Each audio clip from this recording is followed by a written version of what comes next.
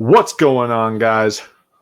Welcome back to the channel, or if you are new here, welcome.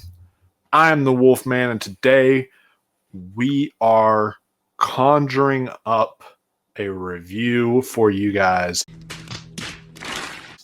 for the Conjuring Last Rites.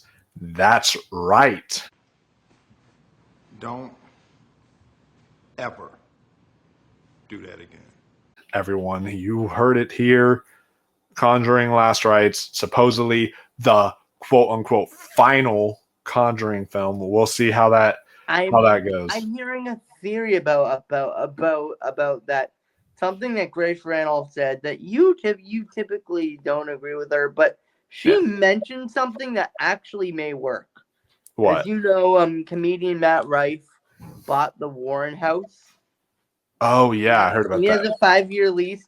What if at the end of that 5 years, they literally just make like another, the comedian in the Warren House, what goofy antics took place, kind of a thing, I don't know. I couldn't say. Almost like a horror comedy. I could see something like that. Yes. Being made. That'd be interesting because this movie already, just in its Thursday night, which is when we were recording this for you guys, just in its Thursday night, it has made $7 million in just Thursday box office alone. So this is killing it at the box office. My theater was packed tonight.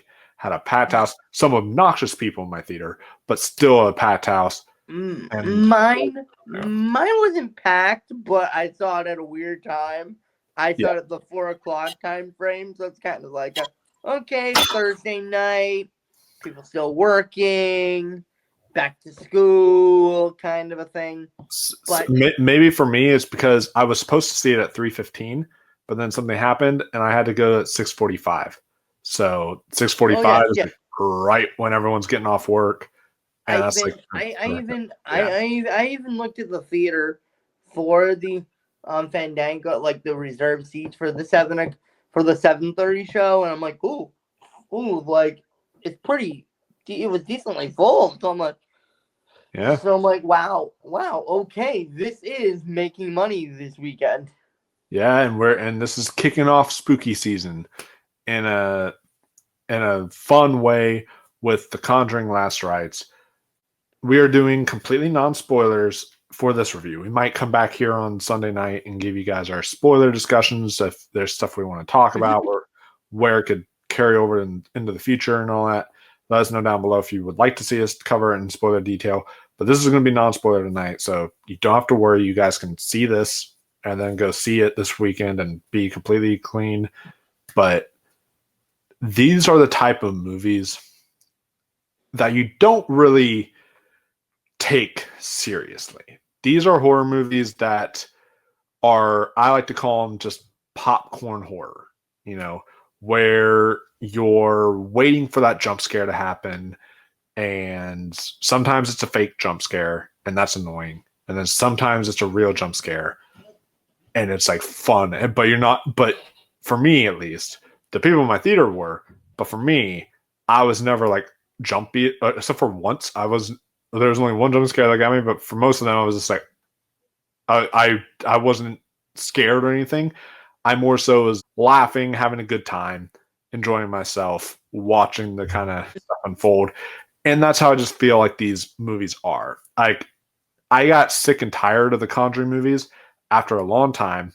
They just started feeling repetitive and like the same thing over and over again. And we had Conjuring, the first one, fantastic. Conjuring 2, really good. And then we started getting like Annabelle, not so good. Annabelle Creation, okay, this is good. And then you get like the other ones, like The Nun 2, Annabelle Comes Home, aka Bob's Got Balls. If you've seen the movie, then you know exactly what I'm referencing. And then they gave us recently Conjuring 3, The Devil Made Me Do It, which, came out in 2020 at that weird time with the day and date, the Max thing that they were doing, HBO Max thing. And this was from the same director who did the two Nun movies, who did Conjuring 3 and Curse of La Llorona. So I actually was going in very low expectations. I actually didn't read any of the reviews, see any of the reviews ahead of time. I didn't know what kind of reception this was getting. I went in with low expectations because of the director. Like, he's directed some of the weakest films in the franchise. So because of that, I walked into this saying, "Oh boy, they're gonna give it another, down. This is gonna be a downer of an ending. This is not gonna be good. It's gonna go out on a sour note." And to my surprise, while not nearly on the level of the first two Conjurings, this one's pretty decent. This one's not that I bad. have to What do you think? agree. I did not like The Devil Made Me Do It. Yeah. I have not seen it in a while, but I remember like being like, how much longer? Okay, and how much longer? Okay, 20 minutes, 20 more minutes.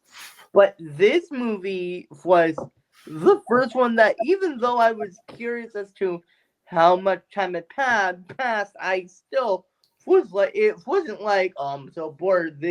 I was invested in the movie, and I'm like, okay, not as good as 1 and 2, but damn, was this a good movie or what? Like, I'm having so much fun with this. And I ended up seeing a little kid in the theater who was terrified out of their mind. So if you have kids, don't go take them to see Conjuring: The Last Rites. This is not the type of movie you go take your kid to. But I was having a good time while that kid was terrified. I was having a really fun time with this. We're going to tell you guys our pros, our cons, and then just kind of give you our conclusion on it. But in terms of pros, I think it's great seeing Ed and Lorraine Warren back. They still have the same chemistry that they have with one another in this movie. You have their daughter in this, who they had to recast because of the age and all that, which, makes sense. But I thought the new girl who they recasted did a very good job. This is like her first major project. She's been in a few things, but this is like her first major project. So she did a really good job. And the family did a really good job in this movie. Like, at this thought, like, all the acting was really solid. I thought, for the most part, it was kind of a well-written movie with a few exceptions in the third act, but overall it was a well-written movie and paced well. I was never bored during this movie, at least. And I was bored in Conjuring 3. This one I was not bored, so I will at least give it that. Yes. And yes. I had one small pacing issue in my opinion. oh, you did? Yes. And this is more nitpicky, but I remember like checking to see what time it was, and we were like an hour and 15, an hour and 20 minutes into the movie, and I'm like, the Warrens hadn't even shown up at the house yet. Like, I'm like, Yeah. so I did feel less of a connection between the Low Warrens and the family that they're helping in this movie. I felt like in the other two, they spent more time with them. Yeah, this one, there's really no time with the family and with the Warrens. There's kind of a lack of chemistry there. I agree. I think that they could have worked better on that for sure. Of course, I was surprised with how little it bothered me. yeah, it didn't bother me as much as like some of the other movies do in this franchise. Like, the Nun movies are paced terribly. Like, they are just bore fests entirely, and there's like other ones in this franchise like that. So yeah, I was very pleased. It didn't completely bother me. I liked, of course, you know, the scare elements, like that's the big thing that people go into this movie for. They go into this movie for the scares. And how do the scares work? A lot of them, there are a few that's like, we've seen this before in a Conjuring movie. We have seen this before. Then there are some that happen that you're like, oh shit, that was actually kind of fun and creative. Okay, I kind of like that. That was actually pretty cool. And then of course they do the fake jump scare thing, which is stupid. At times they do that. So you get kind of a mix of everything. And overall it worked. This is also the goriest of all the Conjuring movies. So if you're like a gore hound, there is some blood that shows up in this movie. All I'm going to say is the scene in the kitchen. Yeah. Yeah, the scene in the kitchen is pretty gory. There's a scene in the third act that's pretty gory. So there's some nice little blood gore moments for you guys who are into that. So if you know a movie is good at the finale, when I'm watching the finale, and I'm a little bit sad. Man, this is the last one. Like, can't we just get one more and just say the third movie didn't happen, and this is the third movie, and to give us one more, like, really good one, just to say the four main quadruple feature is all good. yeah. That's what I wish watching this movie. Yeah, no, I wish for the same thing that like they could, because it's sad seeing this all come to an end, because this is like the end of an era. The first Conjuring movie came out in 2013. That's over 10 years ago. This has been a franchise that has been lasting us over a decade, and it feels like an end of a certain big part of movie history. So it's also sad because it is one of the few, I feel like, modern horror genre of today, genre of today that were, if we're still releasing the movies consistently. No, I'm not talking about things like Friday the 13th, or Nightmare on Elm Street, not the classics. I'm talking about modern classics. I'm really hoping that another franchise comes a thing. yeah. That feels like hey, the Conjuring's gone, but we have this now that we can all get behind, and it's really sad because the Conjuring is one of my favorites. Yeah, it's really fun, a really kind of fun horror schlock kind of movies. And it is a shame. I think that we are going to get more movies in this franchise, I think, but I think this is going to be an example of where they're going to make an argument, because they're going to see how well this does at the box office. They're going to make that argument of, okay, this is going to be the last Ed and Lorraine Warren movie, but it's not the last Conjuring movie. Here's these ones and these ones we have planned, and they'll probably do the Nun 3. They'll probably do some other stuff like that to try to. Annabelle does taxes. Annabelle what? Does taxes. Does taxes, exactly. By the way, there's, without any spoilers, there's something really cool. If y'all are Annabelle fans, there's something really cool they do with the Annabelle character in this movie that I had a kind of a blast with. I was laughing at it, but it still was a lot of fun. And can I now I have to talk to you about one editing moment that is kind of funny to me. So within the first 20 minutes, let me set this up.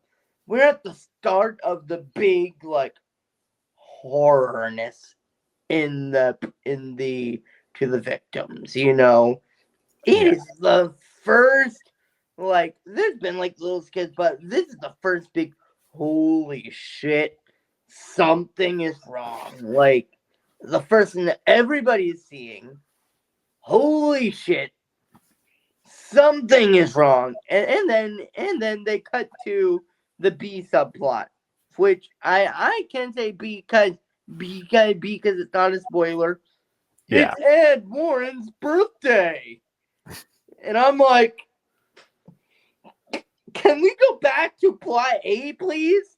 It was getting interesting. Yeah. Like it was taking the turn of ooh, okay, to okay, now we're ready to deal Yeah. with this. Now we're ready, and then they deal and then it's the Ed Warren subplot and I think it's because the characters I liked them. Even the fiance character in this movie. Yeah. I like I him liked too. him. What I liked about him is he seemed kind of like a dork at times in the lovable way. Which, correct me if I'm wrong, y'all watching this video, but was that the guy from the beginning of Final Destination Bloodlines? He looked a lot like him, the kind of boyfriend at the beginning of that movie. So that'd be Like funny if he has like two horror movies the same year. like there's a scene where he's having a conversation between Ed and Lorraine Warren. It's in this scene Yeah. that you feel like, oh my god, this should not work. This should be like, oh my god, shut up. This is getting annoying. But how it's done and how he gives off that nervous but confident kind of dorky vibe makes it work. And I'm like, okay, I am now feeling for this character. Yeah. I definitely fell for that character. Like I said, all the characters I seem to like in this movie.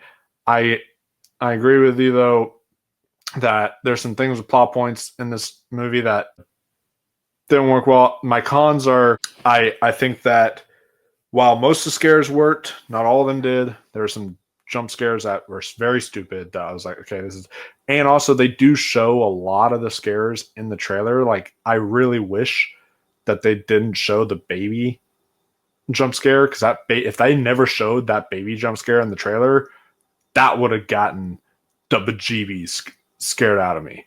But they showed that in the trailer, so I was expecting it. And there's a few other ones that they show that I wish they didn't. So that's a little bit of a con. I I agree that like there wasn't really enough dynamic between the family and the Warrens. I wish we got more of that, but that doesn't really happen Yeah, here. yeah. And there's also some like decisions that are made in the third act. And for a lot of the people in the theater who aren't like as huge of like horror people as I am, a lot of those people were having a blast. They were scared. They were doing all this. So you might react that way. But for me, I just kind of found it goofy. And I thought the execution of what I liked the idea of what they were going for, but I thought the execution was really goofy, if that makes sense. So I was like, I think that they could have done a little better on tweaking the execution of something like that. Because you can do something that on paper sounds goofy, like what they did, but still find a way to make it interesting and suspenseful. and They didn't really do that with this. So and also thinking about it, there's a scene where the Warren's daughter has a lot of anxiety. I'm not going to say about what. I'm not going to say why, because that is a spoiler. But the mom, what she does is she teaches her daughter a song to sing to make her anxiety better. Basically, when she's afraid. I understand the intent of that stuff. I understand the intent. It was a sweet, wholesome moment, but it felt very kid show to me. Yeah. No, It felt very like this is something that you would see on a Disney movie or like an episode of like a TV show for kids like Barney or something, getting kids who are afraid of the dark. But and when she gets older, they're still doing this, and I'm like, why? It's kind of like think about it. I'm like, why are they still doing this? They always try to come up with excuses for why they can't leave in these movies, and it's like, no, you could leave. I would leave. You could definitely leave. It's possible. They also set up something with Ed Warren. You know which one I'm talking about. The scene with the doctor. That's all I'll say. But they set something up there, and the whole rest of the movie, it's not even brought up. And then at the end, it like shows back up again, and it's like, oh my god, I forgot that this was text. Text. Yeah. In text, like at the end of the Conjuring movies, they'll show like the text. The family lived, for the next 100 years, for the next 30 years. Ed and Lorraine Warren, blah blah blah blah blah blah blah. Yeah. That is how they address the issue that we saw at the within the first 40 minutes of the movie. This thing is set up. Yeah.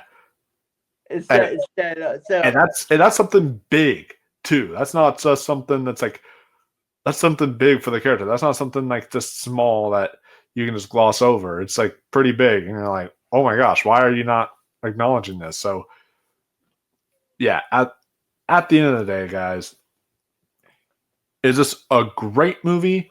No.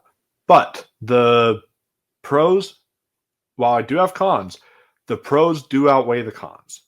And I think that this is still an enjoyable, fun ride. Can literally be a fun ride for you guys because it is playing in 40X if y'all are interested to check it out in that format. But this is a fun ride of a movie, just shoving your face with buttered popcorn and watching all the goofiness on screen that is happening. So that's kind of like how I feel, but it's not like a goofiness that makes you mad like a Megan 2.0. This is like a goofiness where you're actually having fun with the goofiness. So I think that that's how it is for me. Do you have any final thoughts? Definitely go see this movie. Do not let the third movie steer you away, because this movie is miles better. Like how I would put this movie in my rotation for the horror season, where I would only watch the third movie for completion. If I'm watching 1 and 2 and 4, I have to watch 3. It would feel weird. It's part of my disability orders. It's like if I'm watching 90% of the movies, I have to watch the one that sucks as well. And it doesn't make sense not to watch that one. True. But this is not that case. This is I would actually would I see this again in theaters? Absolutely. I see this again during horror season. It would be a blast to see again. And I was expecting the editing to be and pacing to be a lot worse as soon as I saw that runtime. Yeah, I still do think it was a little long. Like I don't think it needed to be that long. I was expecting it to be a lot more this movie should have been 20 minutes shorter or 15 minutes shorter. No, where for him maybe they could have shoved up 5 minutes for me, but everything else, I was like, this is really well done. And also, I'm just gonna say, the scene at the church. Oh yeah, the scene at the church was really good too. So yeah, guys, make sure you go support this in theaters. It is spooky season, so a bunch of horror movies are coming out. Horror's been doing really well this year, but we have so much horror on the horizon with this. You know, Strangers Chapter 2. We have the Black Phone Part 2 coming out in October, so there's a lot of really good Stranger Things. horror stuff. Yeah, Stranger Things will be coming back soon. So make sure that you go support some horror, guys. Thank you everyone for watching. Make sure you like this video, subscribe, share, get the word out there, guys. We have a lot more reviews coming up for you guys, as well as a new show that Ari and Tristan has started that they will be tackling week to week, which is Here's the News, talking about, you know, news that just broke in our sphere of media. So you guys can check that out and ring that notification bell so you do not miss a single video. We will see you all next time. Until then, stay spooky, my friends.